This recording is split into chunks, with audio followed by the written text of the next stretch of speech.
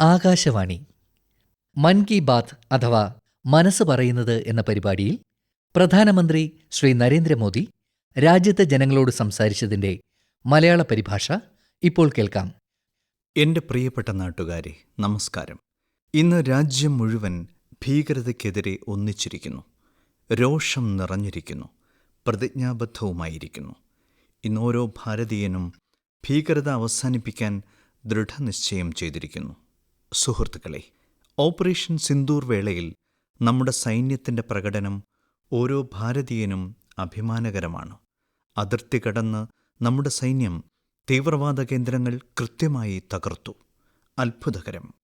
ലോകമെമ്പാടുമുള്ള ഭീകരതയ്ക്കെതിരായ പോരാട്ടത്തിൽ ഓപ്പറേഷൻ സിന്ദൂർ പുതിയ ആത്മവിശ്വാസം നൽകുന്നു, ഒപ്പം ആവേശം നൽകുന്നു. സുഹൃത്തുക്കളെ, ഓപ്പറേഷൻ സിന്ദൂർ വെറുമൊരു സൈനിക ദൗത്യമല്ല. നമ്മുടെ ദൃഢനിശ്ചയത്തിൻ്റെയും ധൈര്യത്തിൻ്റെയും മാറുന്ന ഭാരതത്തിൻ്റെയും ചിത്രമാണിത്. ഈ ചിത്രം മുഴുവൻ രാജ്യത്തെയും ദേശഭക്തിഭാവത്താൽ നിറയ്ക്കുകയും ത്രിവർണ പതാകയെ ശോഭിപ്പിക്കുകയും ചെയ്തു. രാജ്യത്തെ പല നഗരങ്ങളിലും ഗ്രാമങ്ങളിലും ചെറുപട്ടണങ്ങളിലും ത്രിവർണ പതാക യാത്രകൾ നടത്തിയത് നിങ്ങൾ കണ്ടിട്ടുണ്ടാകും. രാജ്യത്തിൻ്റെ സൈന്യത്തിന് അഭിവാദ്യമർപ്പിക്കാൻ ആയിരക്കണക്കിന് ആളുകൾ ത്രിവർണ പതാക കൈകളിൽ പിടിച്ചുകൊണ്ട് പുറത്തിറങ്ങി. പല നഗരങ്ങളിലും ധാരാളം യുവാക്കൾ സിവിൽ ഡിഫൻസ് വോളണ്ടിയർമാരാകാൻ ഒത്തുകൂടി. ചണ്ഡീഗഡിൻ്റെ വീഡിയോകൾ വളരെയധികം വൈറലാകുന്നത് നമ്മൾ കണ്ടു. സോഷ്യൽ മീഡിയയിൽ കവിതകൾ എഴുതപ്പെട്ടു, പ്രതിജ്ഞാഗീതങ്ങൾ ആലപിക്കപ്പെട്ടു. കൊച്ചുകുട്ടികൾ വലിയ സന്ദേശങ്ങൾ ഒളിപ്പിച്ചു വച്ചിരിക്കുന്ന ചിത്രങ്ങൾ വരച്ചുകൊണ്ടിരുന്നു. 3 ദിവസം മുമ്പ് ഞാൻ ബിക്കാനീറിൽ പോയിരുന്നു. അവിടുത്തെ കുട്ടികൾ എനിക്ക് സമാനമായ ഒരു പെയിൻറ്റിംഗ് സമ്മാനിച്ചു. ഓപ്പറേഷൻ സിന്ദൂർ രാജ്യത്തെ ജനങ്ങളെ വളരെയധികം സ്വാധീനിച്ചിട്ടുണ്ട്. നിരവധി കുടുംബങ്ങൾ ഇത് അവരുടെ ജീവിതത്തിൻ്റെ ഭാഗമാക്കി. ബീഹാറിലെ കട്ടിഹാറിലും യു.പിയിലെ കുശിനഗറിലും മറ്റ് പല നഗരങ്ങളിലും ഈ കാലയളവിൽ ജനിച്ച കുട്ടികൾക്ക് സിന്ദൂർ എന്ന് പേരിട്ടു. സുഹൃത്തുക്കളെ, നമ്മുടെ സൈനികർ ഭീകരകേന്ദ്രങ്ങൾ തകർത്തു. അത് അവരുടെ അജയ്യമായ ധൈര്യമായിരുന്നു. അതിൽ ഭാരതത്തിൽ നിർമ്മിച്ച ആയുധങ്ങളുടെയും ഉപകരണങ്ങളുടെയും സാങ്കേതിക വിദ്യയുടെയും ശക്തിയും ഉൾപ്പെട്ടിരുന്നു. സ്വയം പര്യാപ്ത ഭാരതം എന്ന ദൃഢനിശ്ചയവും ഉണ്ടായിരുന്നു. ഈ വിജയത്തിൽ നമ്മുടെ എഞ്ചിനീയർമാരുടെയും സാങ്കേതിക വിദഗ്ധരുടെയും മറ്റെല്ലാവരുടെയും പരിശ്രമം പങ്കുചേർന്നിട്ടുണ്ട്. ഈ പ്രചാരണത്തിനു ശേഷം വോക്കൽ ഫോർ ലോക്കൽ എന്ന വിഷയത്തിൽ ഒരു പുതിയ ഊർജം രാജ്യമെമ്പാടും കാണപ്പെടുകയാണ്. ഇതിൽ പലതും ഹൃദയത്തെ സ്പർശിക്കുന്നതാണ്. ഒരു രക്ഷിതാവ് പറഞ്ഞു, ഇനി ഞങ്ങളുടെ കുട്ടികൾക്കായി ഭാരതത്തിൽ നിർമ്മിച്ച കളിപ്പാട്ടങ്ങൾ മാത്രമേ വാങ്ങൂ. ദേശസ്നേഹം കുട്ടിക്കാലം മുതൽ ആരംഭിക്കും.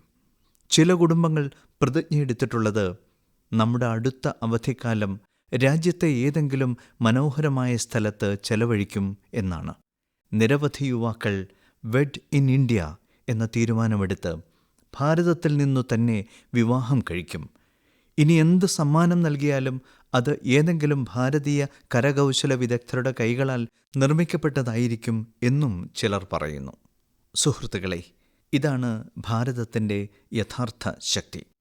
ജനമനസ്സുകളുടെ ഒത്തൊരുമ, പൊതുജന പങ്കാളിത്തം.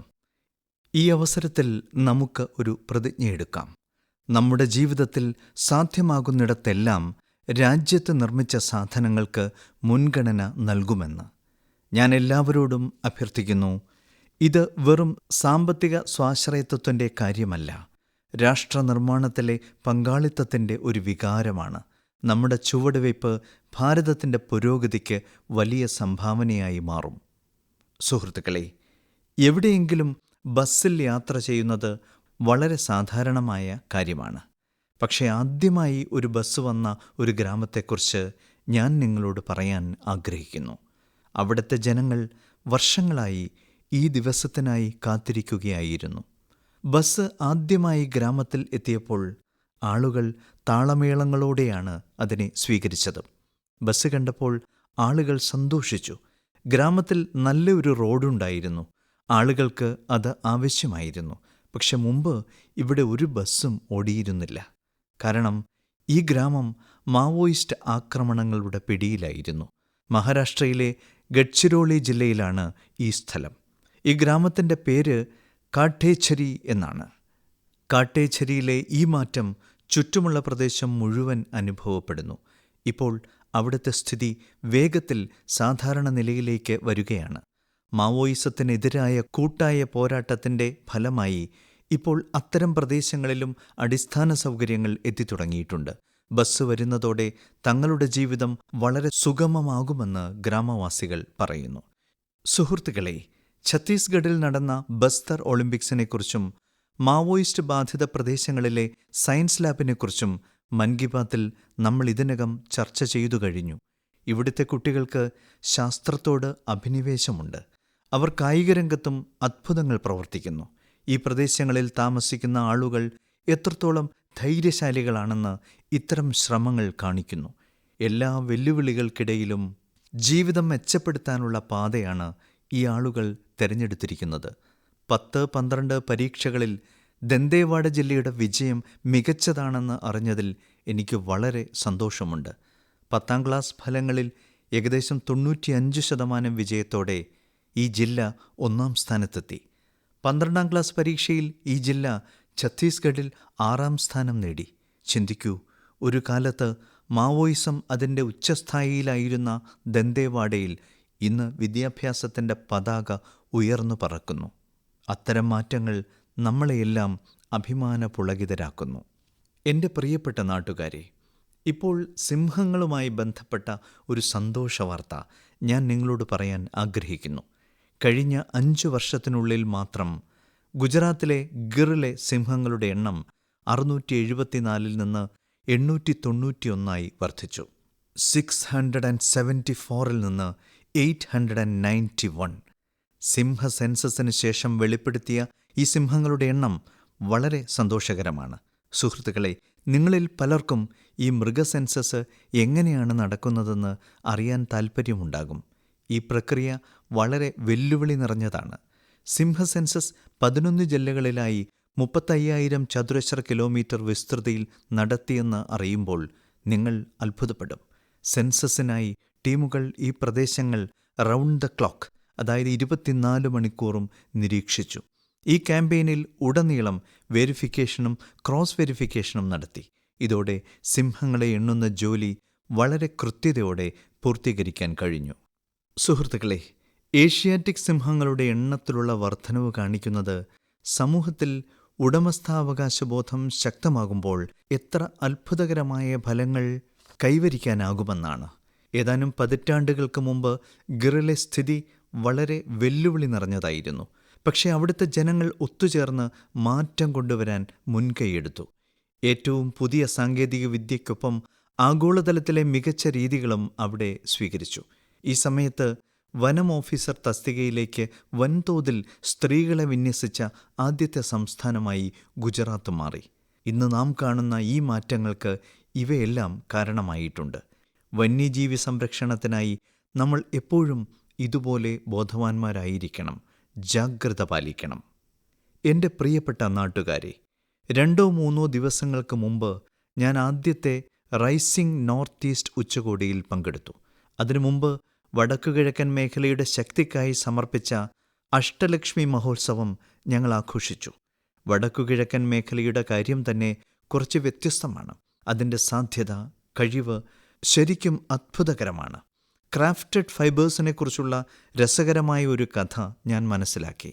ക്രാഫ്റ്റഡ് ഫൈബേഴ്സ് വെറുമൊരു ബ്രാൻഡ് മാത്രമല്ല, സിക്കിമിൻ്റെ പാരമ്പര്യത്തിൻ്റെയും നെയ്ത്തുകലയുടെയും ഇന്നത്തെ ഫാഷൻ ചിന്തയുടെയും മനോഹരമായ സംയോജനമാണിത്. ഡോക്ടർ ചെവാങ് നോർബു ഭൂട്ടിയയാണ് ഇതിന് തുടക്കം കുറിച്ചത്.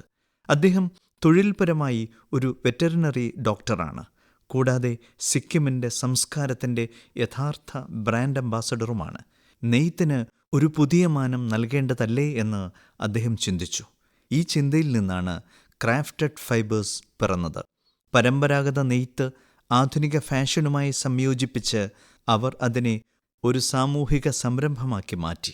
ഇപ്പോൾ ഇവിടെ വസ്ത്രങ്ങൾ മാത്രമല്ല ഉണ്ടാക്കുന്നത്, ജീവിതങ്ങളും അവിടെ നെയ്തെടുക്കപ്പെടുന്നു. അവർ തദ്ദേശീയർക്ക് നൈപുണ്യ പരിശീലനം നൽകുന്നു. അതുവഴി അവരെ സ്വയം പര്യാപ്തരാക്കുന്നു. ഗ്രാമീണ നെയ്ത്തുകാരെയും മൃഗപരിപാലകരെയും സ്വയം സഹായ സംഘങ്ങളെയും ബന്ധിപ്പിക്കുന്നതിലൂടെ ഡോക്ടർ ഭൂട്ടിയ പുതിയ തൊഴിലവസരങ്ങൾ സൃഷ്ടിച്ചു. ഇന്ന് തദ്ദേശീയ സ്ത്രീകളും കരകൗശല വിദഗ്ധരും അവരുടെ കഴിവുകളിൽ നിന്ന് നല്ല പണം സമ്പാദിക്കുന്നു. ഷാളുകൾ, സ്റ്റോളുകൾ, കയ്യുറകൾ, സോക്സുകൾ എന്നിവയെല്ലാം പ്രാദേശിക കരകൗശല നാരുകൾ കൊണ്ട് നിർമ്മിക്കുന്നുണ്ട്. ഇതിലുപയോഗിക്കുന്ന രോമം സിക്കിമിലെ മുയലുകളിൽ നിന്നും ആടുകളിൽ നിന്നുമാണ് എടുക്കുന്നത്. നിറങ്ങളും പൂർണ്ണമായും പ്രകൃതിദത്തമാണ്. രാസവസ്തുക്കളില്ല, പ്രകൃതിയുടെ നിറങ്ങൾ മാത്രം. സിക്കിമിൻ്റെ പരമ്പരാഗത നെയ്ത്തിനും സംസ്കാരത്തിനും ഡോക്ടർ ഭൂട്ടിയ ഒരു പുതിയ മാനം നൽകി. പാരമ്പര്യവും അഭിനിവേശവും കൂടിച്ചേർന്നാൽ ലോകത്തെ എത്രമാത്രം ആകർഷിക്കാൻ കഴിയുമെന്ന് ഡോക്ടർ ഭൂട്ടിയയുടെ പ്രവർത്തനങ്ങൾ നമ്മെ പഠിപ്പിക്കുന്നു. എൻ്റെ പ്രിയപ്പെട്ട നാട്ടുകാരെ, ഇന്ന് ഞാൻ നിങ്ങളോട് പറയാൻ ആഗ്രഹിക്കുന്നത് ഒരു കലാകാരനും ജീവിക്കുന്ന പ്രചോദനവുമായ ഒരു മഹാനായ വ്യക്തിയെക്കുറിച്ചാണ്. പേര് ജീവൻ ജോഷി. പ്രായം 65 വയസ്സ്. ഇനി സങ്കൽപ്പിച്ചു നോക്കൂ, പേരിൽ തന്നെ ജീവനുള്ളവർ എത്രമാത്രം ഊർജ്ജസ്വലരായിരിക്കും എന്ന്. ജീവൻ ഉത്തരാഖണ്ഡിലെ ഹൽദ്വാനിയിലാണ് താമസിക്കുന്നത്. കുട്ടിക്കാലത്ത് പോളിയോ അദ്ദേഹത്തിൻ്റെ കാലുകളുടെ ശക്തി കവർന്നെടുത്തു. പക്ഷേ പോളിയോയ്ക്ക് അദ്ദേഹത്തിൻ്റെ ധൈര്യം കവർന്നെടുക്കാൻ കഴിഞ്ഞില്ല. നടത്തത്തിൻ്റെ വേഗത കുറഞ്ഞെങ്കിലും അദ്ദേഹത്തിൻ്റെ മനസ്സ് ഭാവനയുടെ ഓരോ ഭ്രമണപഥത്തിലും പറന്നുകൊണ്ടിരുന്നു. ഈ പറക്കലിൽ ജീവനൊരു അതുല്യമായ കലയ്ക്ക് ജന്മം നൽകി. ബഗേറ്റ് എന്ന് പേരിട്ടു. ഇതിൽ പൈൻ മരങ്ങളിൽ നിന്ന് വീഴുന്ന ഉണങ്ങിയ പുറന്തൊലി ഉപയോഗിച്ച് അവർ മനോഹരമായ കലാസൃഷ്ടികൾ നിർമ്മിക്കുന്നു. ആളുകൾ പൊതുവെ ഉപയോഗശൂന്യമെന്ന് കരുതുന്ന ആ പുറംതൊലി ജീവൻ്റെ കൈകളിൽ എത്തുന്നതോടെ ഒരു പൈതൃകമായി മാറുന്നു. അദ്ദേഹത്തിൻ്റെ ഓരോ സൃഷ്ടിയിലും ഉത്തരാഖണ്ഡിലെ മണ്ണിൻ്റെ സുഗന്ധമുണ്ട്. ചിലപ്പോൾ ഈ വാദ്യങ്ങളിൽ പർവ്വതങ്ങളുടെ ആത്മാവ് കുടികൊള്ളുന്നതായി തോന്നും. ജീവിതം നയിക്കുക എന്നത് വെറുമൊരു കലയല്ല, അതൊരു സാധനയാണ്. അദ്ദേഹം തൻ്റെ ജീവിതം മുഴുവൻ ഈ കലയ്ക്കായി സമർപ്പിച്ചു. സാഹചര്യം എന്തുതന്നെയായാലും ഉദ്ദേശ്യം ശക്തമാണെങ്കിൽ അസാധ്യമായി ഒന്നുമില്ലെന്ന് ജീവൻ ജോഷിയെപ്പോലുള്ള കലാകാരന്മാർ നമ്മെ ഓർമ്മിപ്പിക്കുന്നു. അദ്ദേഹത്തിൻ്റെ പേര് ജീവൻ എന്നാണ്. ജീവിതം നയിക്കുക എന്നതിൻ്റെ അർത്ഥം അദ്ദേഹം ശരിക്കും കാണിച്ചു തന്നിരിക്കുന്നു. എൻ്റെ പ്രിയപ്പെട്ട നാട്ടുകാരെ, ഇന്ന് വയലുകളിൽ പണിയെടുക്കുന്നതിനൊപ്പം ആകാശത്തിൻ്റെ ഉയരങ്ങളിൽ പണിയെടുക്കുന്ന നിരവധി സ്ത്രീകളുണ്ട്. അതെ, കേട്ടത് ശരിയാണ്. ഇപ്പോൾ ഗ്രാമത്തിലെ സ്ത്രീകൾ ഡ്രോൺ ദീദികളായി മാറി ഡ്രോണുകൾ പറത്തുകയും കൃഷിയിൽ പുതിയൊരു വിപ്ലവം കൊണ്ടുവരികയും ചെയ്യുന്നു.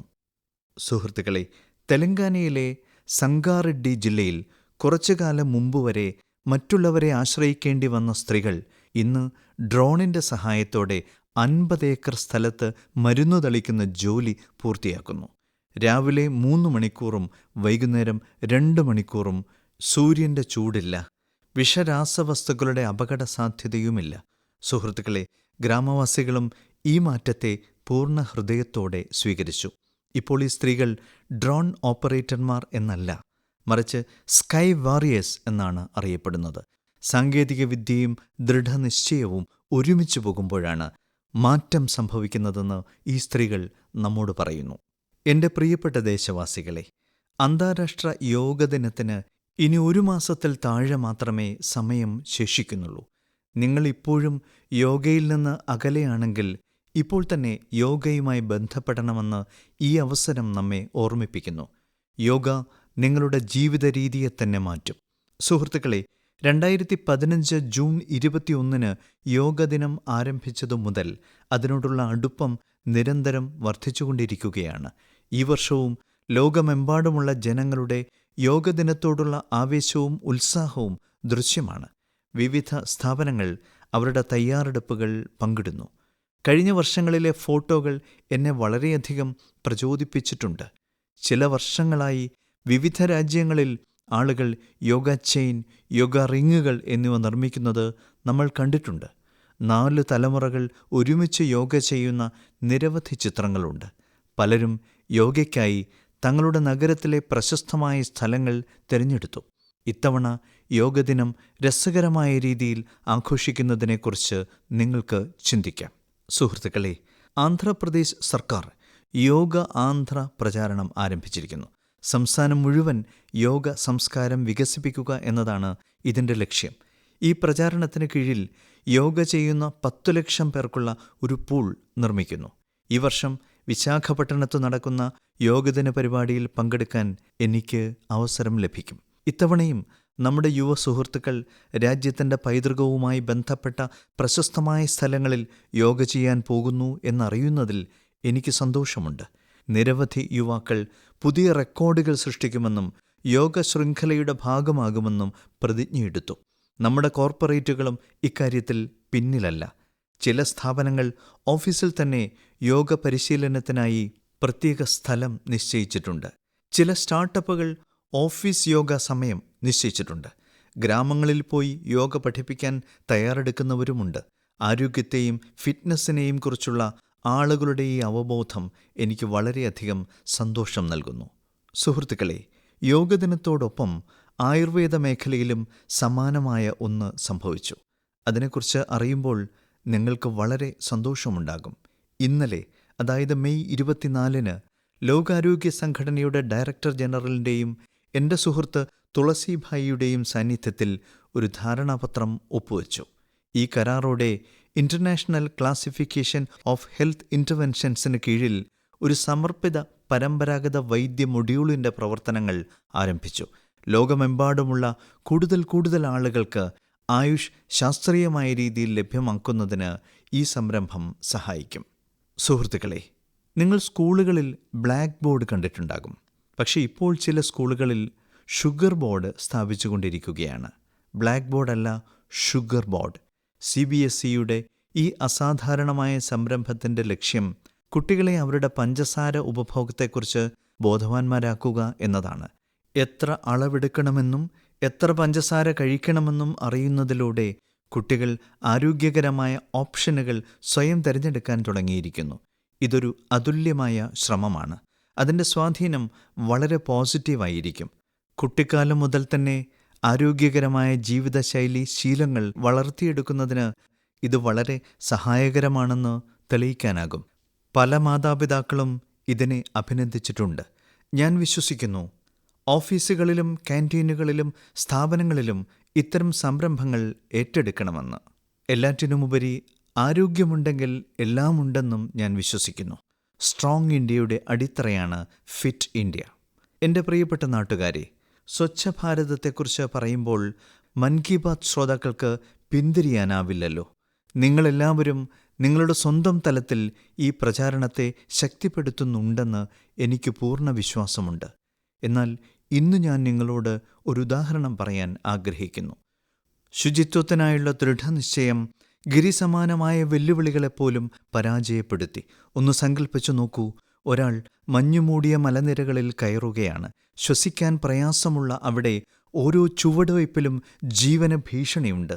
എന്നിട്ടും ആ വ്യക്തി സ്ഥലം വൃത്തിയാക്കുന്ന തിരക്കിലാണ്. നമ്മുടെ ITBP ടീമുകളിലെ അംഗങ്ങളും സമാനമായ ഒന്ന് ചെയ്തിട്ടുണ്ട്. ഈ ടീം മകാലു പർവ്വതം പോലെ ലോകത്തിലെ ഏറ്റവും ദുഷ്കരമായ കൊടുമുടികൾ കയറാൻ പോയി. പക്ഷേ സുഹൃത്തുക്കളെ, അവർ മല കയറുക മാത്രമല്ല ചെയ്തത്, തങ്ങളുടെ ലക്ഷ്യത്തിലേക്ക് ഒരു ദൗത്യം കൂടി കൂട്ടിച്ചേർത്തു. അത് ശുചിത്വം എന്നതായിരുന്നു. കൊടുമുടിക്ക് സമീപം കിടന്നിരുന്ന മാലിന്യം നീക്കം ചെയ്യാൻ അവർ മുൻകൈയെടുത്തു. ഒന്ന് ചിന്തിച്ചു നോക്കൂ, ടീം അംഗങ്ങൾ 150 കിലോയിലധികം ജൈവ വിസർജ്യമല്ലാത്ത മാലിന്യങ്ങൾ താഴ്വാരത്തിലെത്തിച്ചു. അത്രയും ഉയരത്തിൽ വൃത്തിയാക്കൽ എളുപ്പമുള്ള കാര്യമല്ല. എന്നാൽ ഇത് കാണിക്കുന്നത് ദൃഢനിശ്ചയമുള്ളിടത്ത് പാത തനിയെ സൃഷ്ടിക്കപ്പെടുന്നു എന്നാണ്.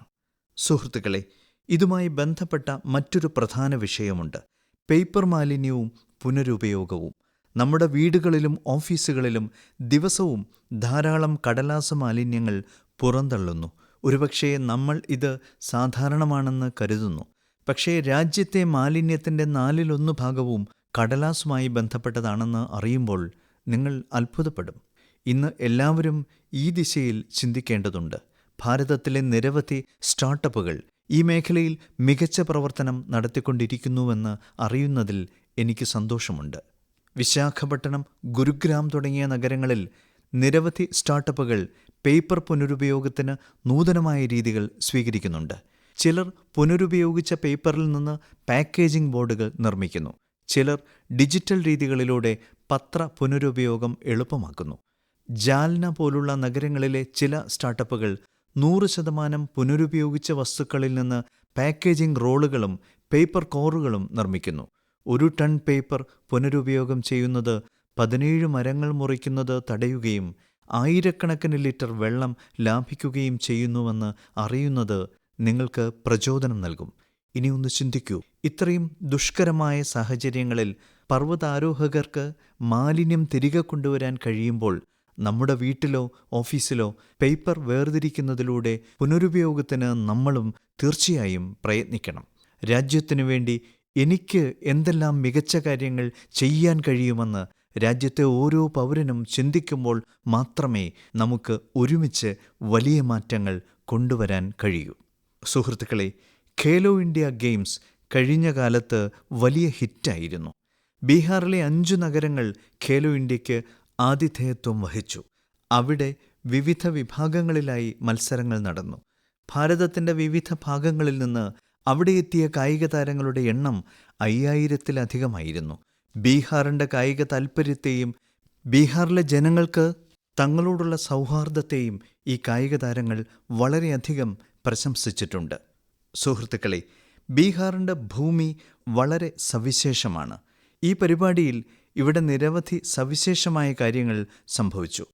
ഒളിമ്പിക്സ് ചാനൽ വഴി ലോകം മുഴുവൻ എത്തിയ ഖേലോ ഇന്ത്യ യൂത്ത് ഗെയിംസിൻ്റെ ആദ്യ പതിപ്പായിരുന്നു ഇത്. ലോകമെമ്പാടുമുള്ള ആളുകൾ നമ്മുടെ യുവ കളിക്കാരുടെ കഴിവുകൾ കാണുകയും അഭിനന്ദിക്കുകയും ചെയ്തു. എല്ലാ മെഡൽ ജേതാക്കളെയും, പ്രത്യേകിച്ച് മികച്ച 3 വിജയികളായ മഹാരാഷ്ട്ര, ഹരിയാന, രാജസ്ഥാൻ എന്നിവിടങ്ങളിൽ നിന്നുള്ളവരെ ഞാൻ അഭിനന്ദിക്കുന്നു. സുഹൃത്തുക്കളെ, ഇത്തവണ ഖേലോ ഇന്ത്യയിൽ ആകെ 26 റെക്കോർഡുകൾ സൃഷ്ടിക്കപ്പെട്ടു. ഭാരോദ്വഹന ഇനങ്ങളിൽ മഹാരാഷ്ട്രയുടെ അസ്മിത ധോനെ, ഒഡീഷയുടെ ഹർഷവർദ്ധൻ സാഹു, ഉത്തർപ്രദേശിൻ്റെ തുഷാർ ചൗധരി എന്നിവരുടെ മികച്ച പ്രകടനങ്ങൾ എല്ലാവരുടെയും ഹൃദയം കീഴടക്കി. അതേസമയം മഹാരാഷ്ട്രയിൽ നിന്നുള്ള സായിരാജ് പർദേശി 3 റെക്കോർഡുകൾ സൃഷ്ടിച്ചു. അത്ലറ്റിക്സിൽ ഉത്തർപ്രദേശിൽ നിന്നുള്ള ഖാദർ ഖാനും ഷെയ്ഖ് ജീഷാനും രാജസ്ഥാനിൽ നിന്നുള്ള ഹൻസ് രാജും മിന്നും പ്രകടനം നടത്തി. ഇത്തവണ ബീഹാറും 36 മെഡലുകൾ നേടി. സുഹൃത്തുക്കളെ, കളിക്കുന്നവൻ ശോഭിക്കുന്നു. യുവ കായിക പ്രതിഭകൾ ഈ ടൂർണമെൻറ്റിനെ വളരെയധികം വിലമതിക്കുന്നുണ്ട്. ഇത്തരം പരിപാടികൾ ഭാരതത്തിൻ്റെ കായിക രംഗത്തിൻ്റെ ഭാവി കൂടുതൽ മെച്ചപ്പെടുത്തും. എൻ്റെ പ്രിയപ്പെട്ട നാട്ടുകാരെ, മെയ് 20-ന് ലോക തേനീച്ച ദിനം ആഘോഷിച്ചു. തേൻ വെറും മധുരം മാത്രമല്ല, ആരോഗ്യത്തിൻ്റെയും സ്വയം തൊഴിലിൻ്റെയും സ്വാശ്രയത്വത്തിൻ്റെയും ഒരു ഉദാഹരണം കൂടിയാണെന്ന് നമ്മെ ഓർമ്മിപ്പിക്കുന്ന ഒരു ദിനമാണിത്. കഴിഞ്ഞ 11 വർഷത്തിനുള്ളിൽ ഭാരതത്തിൽ തേനീച്ച വളർത്തലിൽ ഒരു മധുര വിപ്ലവം ഉണ്ടായിട്ടുണ്ട്. ഇന്നേക്ക് 10-11 വർഷങ്ങൾക്ക് മുമ്പ് ഭാരതത്തിൽ തേനുൽപാദനം ഒരു വർഷത്തിൽ ഏകദേശം 70-75,000 മെട്രിക് ടൺ ആയിരുന്നു. ഇന്നത് ഏകദേശം 1.25 ലക്ഷം മെട്രിക് ടണ്ണായി വർദ്ധിച്ചു. അതായത് തേനുൽപാദനത്തിൽ ഏകദേശം 60% വർധനവ് ഉണ്ടായിട്ടുണ്ട്. തേൻ ഉൽപാദനത്തിലും കയറ്റുമതിയിലും ലോകത്തിലെ മുൻനിര രാജ്യങ്ങളിലൊന്നായി നമ്മൾ മാറിയിരിക്കുന്നു. സുഹൃത്തുക്കളെ, ഈ പോസിറ്റീവ് ഫലത്തിൽ ദേശീയ തേനീച്ച വളർത്തൽ, തേൻ ദൗത്യം എന്നിവയ്ക്ക് വലിയ പങ്കുണ്ട്. ഇതിൻ്റെ കീഴിൽ തേനീച്ച വളർത്തലിൽ ഏർപ്പെട്ടിരിക്കുന്ന ആയിരക്കണക്കിന് കർഷകർക്ക് പരിശീലനവും ഉപകരണങ്ങളും നൽകുകയും വിപണിയിലേക്കുള്ള അവരുടെ നേരിട്ടുള്ള പ്രവേശനം സാധ്യമാക്കുകയും ചെയ്തു. സുഹൃത്തുക്കളെ, ഈ മാറ്റം കണക്കുകളിൽ മാത്രമല്ല, ഗ്രാമഭൂമികയിലും വ്യക്തമായി കാണാം. ഉദാഹരണത്തിന്, ഛത്തീസ്ഗഡിലെ കൊറിയ ജില്ലയിലെ ആദിവാസി കർഷകർ സോൻ ഹണി എന്ന പേരിൽ ശുദ്ധമായ ജൈവ തേൻ ബ്രാൻഡ് സൃഷ്ടിച്ചു. ഇന്ന് GEM ഉൾപ്പെടെ നിരവധി ഓൺലൈൻ പോർട്ടലുകളിൽ ആ തേൻ വിൽക്കപ്പെടുന്നു. അതായത് ഗ്രാമത്തിൻ്റെ കഠിനാധ്വാനം ഇപ്പോൾ ആഗോളതലത്തിൽ വ്യാപിക്കുന്നു. അതുപോലെ ഉത്തർപ്രദേശ്, ഗുജറാത്ത്, ജമ്മു കശ്മീർ, പശ്ചിമ ബംഗാൾ, അരുണാചൽ പ്രദേശ് എന്നിവിടങ്ങളിലെ ആയിരക്കണക്കിന് സ്ത്രീകളും യുവാക്കളും ഇപ്പോൾ തേൻ സംരംഭകരായി മാറിയിരിക്കുന്നു. സുഹൃത്തുക്കളെ, ഇപ്പോൾ തേനിൻ്റെ അളവിൽ മാത്രമല്ല അതിൻ്റെ പരിശുദ്ധിയിലും പഠനം നടക്കുന്നു. ചില സ്റ്റാർട്ടപ്പുകൾ ഇപ്പോൾ AI, ഡിജിറ്റൽ സാങ്കേതികവിദ്യ എന്നിവ ഉപയോഗിച്ച് തേനിൻ്റെ ഗുണനിലവാരം സാക്ഷ്യപ്പെടുത്തുന്നുണ്ട്.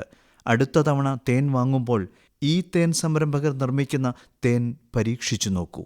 ഒരു പ്രാദേശിക കർഷകനിൽ നിന്നോ ഒരു വനിതാ സംരംഭകനിൽ നിന്നോ തേൻ വാങ്ങാൻ ശ്രമിക്കുക. കാരണം അതിൻ്റെ ഓരോ തുള്ളിയിലും രുചി മാത്രമല്ല, ഭാരതത്തിൻ്റെ കഠിനാധ്വാനവും പ്രതീക്ഷയും കൂടിക്കലർന്നിരിക്കുന്നു. ഈ തേനിൻ്റെ മധുരം സ്വാശ്രയ ഭാരതത്തിൻ്റെ സ്വാദാണ്. സുഹൃത്തുക്കളെ, തേനുമായി ബന്ധപ്പെട്ട രാജ്യങ്ങളുടെ ശ്രമങ്ങളെക്കുറിച്ച് നമ്മൾ സംസാരിക്കുമ്പോൾ മറ്റൊരു സംരംഭത്തെക്കുറിച്ച് ഞാൻ നിങ്ങളോട് പറയാൻ ആഗ്രഹിക്കുന്നു. തേനീച്ചകളെ സംരക്ഷിക്കേണ്ടത് പരിസ്ഥിതിയുടെ മാത്രമല്ല, നമ്മുടെ കൃഷിയുടെയും ഭാവി തലമുറയുടെയും കൂടി ഉത്തരവാദിത്തമാണെന്ന് ഇത് നമ്മെ ഓർമ്മിപ്പിക്കുന്നു. പൂനെ നഗരത്തിൽ നിന്നുള്ള ഒരു ഉദാഹരണമാണിത്.